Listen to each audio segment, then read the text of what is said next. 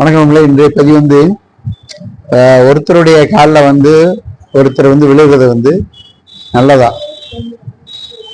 பொதுவா மனிதனுக்கு ஒவ்வொருத்தருக்கும் ஒரு ஒளிவட்டம்னு ஒண்ணு உண்டு.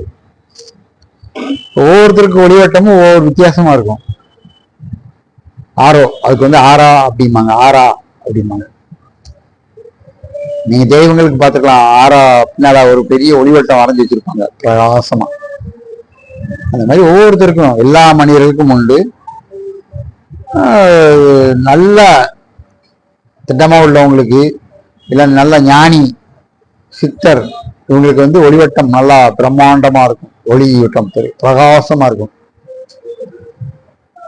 அந்த மாதிரி ஒவ்வொருத்தருக்கும் ஒளிவட்டம் உண்டு. இப்ப நம்ம ஒருத்தருக்கால ஒருத்தர் விழுறோம் அப்படின்னா,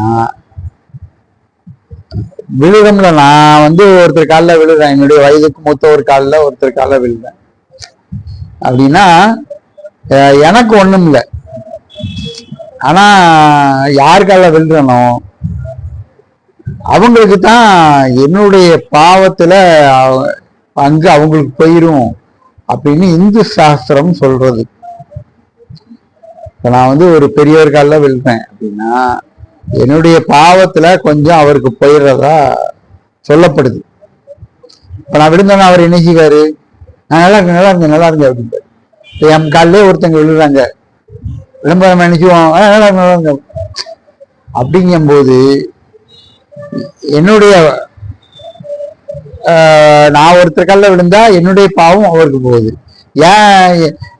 என் காலில் ஒருத்தர் விழுறாரு அப்படின்னா அவருடைய பாவத்தை நான் ஏந்துற மாதிரி இந்து சாஸ்திரங்கள் சொல்லுது. ஆகையினால நம்ம காலில் யாரும் விழாம பார்த்துக்கணும். யாரு விழலாம் அப்படின்னா, என்னுடைய காலில் விழா இருந்தா என்னுடைய பிள்ளைகள், என்னுடைய ஆசீர்வாதத்தை வாங்கணும்னு நினைக்கக்கூடிய என்னுடைய பிள்ளைகள், பேரமாறு பேத்திமாரு, இவங்க விழலாம். வைக்கலாம், நான் சம்மதிக்கலாம். மற்றவங்க யாரும் விழா என் காலில் வந்தா உடனே தடுத்துடணும். இல்லை பாப்பலாம் இல்லை பரவாயில்ல அப்படின்னு எடுத்து விட்டணும். விழுற அளவுக்கு விடக்கூடாது. அப்படி விட்டா என்ன ஆகும் அப்படின்னா, நம்மளுடைய எனர்ஜி அந்த அப்படிங்கும்ல, பாவம் புண்ணியம் அது வேற விஷயம். நம்மளுடைய அவங்க ஆறாவும் நம்ம ஆறாவும் பேச அடிக்கும். இப்போ நான் என் காலில் ஒரு கொடூர புத்தி உள்ளவன் விழுறான், நான் நல்லா இருக்க கூடாது அப்படின்னு நினைச்சு ஒருத்தன் என் காலில் விழுறான். நான் விழுறத நான் சம்மதிக்கிறேன். சம்மதிச்சு நம்ம ஆசீர்வாதம் கொடுக்க, அவனுக்கு நீ நல்லா இருக்கணும் உங்களே ஆசீர்வாதமும் கொடுக்க, இல்ல கை தூக்கி இப்படி விடுவேன். அப்படிங்கும்போது அவனுடைய கெட்ட சிந்தனை, அவனுடைய பாவங்கள் அப்படிங்கிறது என்கிட்ட வருது. அப்படிங்கிறத விட என்னுடைய ஆறாவும் அவனுடைய ஆறாவும் பேசடி. அவனுடைய ஆறா கெட்ட புத்தி உள்ள ஆறா, என்னுடைய ஆறா நல்ல சிந்தனையில் உள்ள ஆறா. அப்ப இந்த ரெண்டு டேஸ் அடிக்கும் போது என்னுடைய பவர் குறையும். இப்படி நிறைய பேர் என் கால விழுறாங்க அப்படின்னா, என்னுடைய பவர், என்னுடைய ஆறாவுடைய சக்தி, என்னுடைய புண்ணியத்தோட பலன் எல்லாமே குறைஞ்சிக்கிட்டே போகும். இப்ப நீங்க பெரிய பெரிய தலைவர்களுக்காக பாக்கிங்க, ஆமா பொத்துன்னு எல்லாம் விழுவான். ஆனா அப்படி விழுந்து விழுந்து என்ன ஆகுது? அந்த தலைவர் உடல் நலப்பட்டோ இல்ல ஏதோ ஒரு இதுல இறந்துருக்காரு. இது எல்லாத்துக்கும் காரணம் ஒரு அதாவது ஒரு நல்ல, இப்ப என் பையன் என் காலில் விழுறான் அப்படின்னா நான் சாவல்னா விழுவானா? நான் சொல்றத நீங்க புரியணும். என்னுடைய பையன் என்னுடைய காலில் விழுறான், அவன் என்ன சிந்தனையில விடுவான்? நம்மளும் நல்லா இருக்கணும், அப்பாவும் நல்லா இருக்கணும், அம்மாவும் நல்லா இருக்கணும், அப்படி நீ ஆசீர்வாதம் பண்ணுங்கன்னு தான் விடுவான். இல்ல என் பேரன் பேத்தி விடுற, தாத்தா நல்லா இருக்கணும், என்னுடைய உறவுக்கு ரொம்ப நெருங்குற சொந்தக்காரங்க விடுறாங்க. அவங்க என்ன நினைப்பாங்க? நான் நல்லா இருக்கணும், அப்பா நம்மளும் நல்லா இருக்கணும், அவங்களும் நல்லா இருக்கணும், நீங்க ஆசீர்வாதம் பண்ணுங்க பெரியவங்க அப்படின்னு சொல்லி விடுறாங்க. அப்ப நாம ஆசீர்வாதம் பண்றோம், நான் நல்லா இருங்க. அப்போ ரெண்டு பேரும் ஆறாவும் என்ன சிந்தனையில இருக்கு? நான் நல்லா இருக்கணும்னு அவங்க ஆர்வம் நினைக்குது, நானும் அவங்க நல்லா இருக்கணும்னு என்னுடைய ஆர்வம் நினைக்குது. இந்த ஆரோ நல்ல நல்ல ஆரோ ரெண்டும் ஒரே சிந்தனையில் உள்ள ஆரோ பேச அடிக்கும் போது ஒன்றும் ஆகாது. என்னுடைய ஆரோ பாதிக்கப்படாது.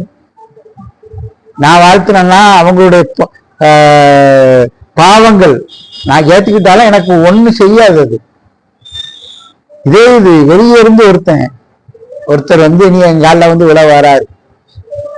அவர் என்ன நினைச்சிட்டு வருவாரு, பாரு பாரு எப்படி இருக்கான் பாரு, நல்ல பதவியில இருக்கான், செல்வாக்குல இருக்கான், எவ்வளவு காசு சம்பாத்தியம் பண்ணிட்டான் அப்படின்னு நினைச்சிட்டு இவன்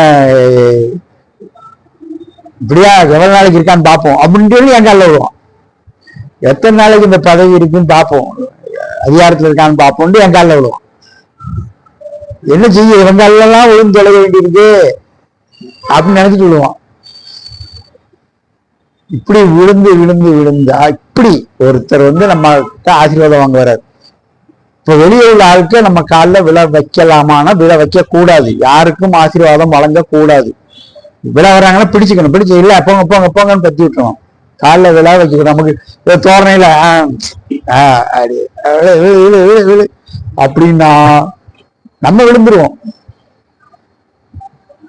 அதுதான் உண்மையான இது.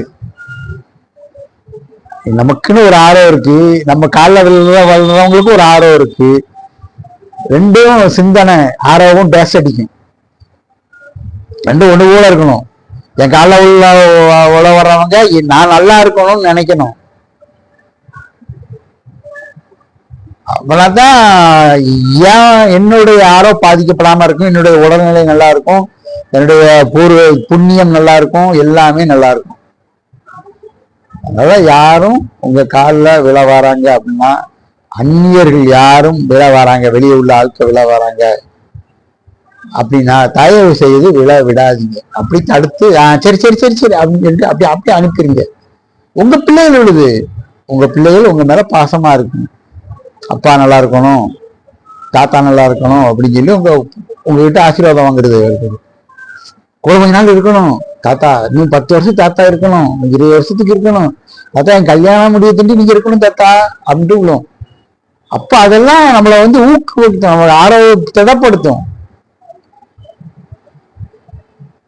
அதுதான் இந்த காலில் விழுறது ஆரோ பேச அடிக்கிறது.